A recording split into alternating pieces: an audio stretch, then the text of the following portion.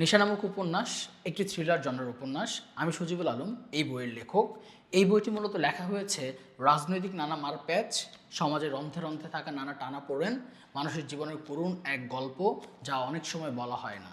এই গল্পের মূল চরিত্র হীরা, যে খুঁজে যায় তার মাকে জীবনের শেষ সময় পর্যন্ত।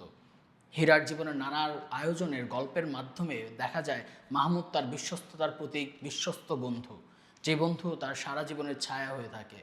আফজাল চৌধুরী, যে তার পিতা ছিল এমপি, কিংবা আফজাল চৌধুরীর জীবনের নানা করুণ কাহিনীর পরতে পরতে হীরার জন্ম।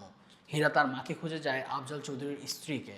সেই মা ঠিক কোথায়, কিভাবে ছিল, কখন, কেনই বা কবরের শিয়রে 3টি চারাগাছ রোপণ করা হলো?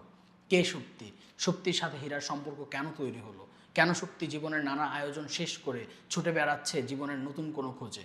কেন হীরা এত ভীত অবস্থায় হয়েও নিজেকে শক্ত দ্বার প্রান্তে দাঁড় করিয়ে শক্তির মতো মায়াবী একটি মেয়ের প্রেমে পড়ল? কেনই বা তার প্রেমের একটা যুগ সময় শেষ করার পরও পৃথা তার জীবনে ফিরে এলো? এই যে প্রীতি, এই যে পৃথা, এই যে মাহমুদ, এই যে নিজাম মোল্লা, এই যে সেলিম মিয়াজি আর রুমিলা বেগমের ষড়যন্ত্রের গল্প যখন নিজাম মোল্লার কাছে ধরা দিল, তখন কেন হীরার জীবনে নানা আয়োজন থমকে গেল? কে মারল হীরাকে শেষ অবধি? কেন তারা ইন্ডিয়া গেল? কেন তারা ভারতের শেষ মুহূর্ত দার্জিলিং থেকে ফিরে এলো বাংলাদেশে? হীরা কি আদৌ খুঁজে পাবে তার মাকে, নাকি পাবে না? এই প্রশ্নের উত্তর এই বইয়ে থাকবে। শক্তি তার জীবনে ঠিক কোন গন্তব্যে যেয়ে থামবে, সেই গল্পগুলোই লেখা আছে এই নিশা নামক উপন্যাসে। মূল চরিত্র হীরা, মূল চরিত্র শক্তি, সাথে রয়েছে প্রীতি, রয়েছে বিশ্বস্ত বন্ধু মাহমুদ, রয়েছে সেলিম মিয়াজির করুণ গল্প, রয়েছে রমিলা বেগমের বিশ্বস্ততার জায়গা থেকে ধরে সেই জায়গাগুলোকে ভেঙে বিশ্বাসঘাতকতার এক অনন্য ট্র্যাজেডি এই গল্পে রয়েছে।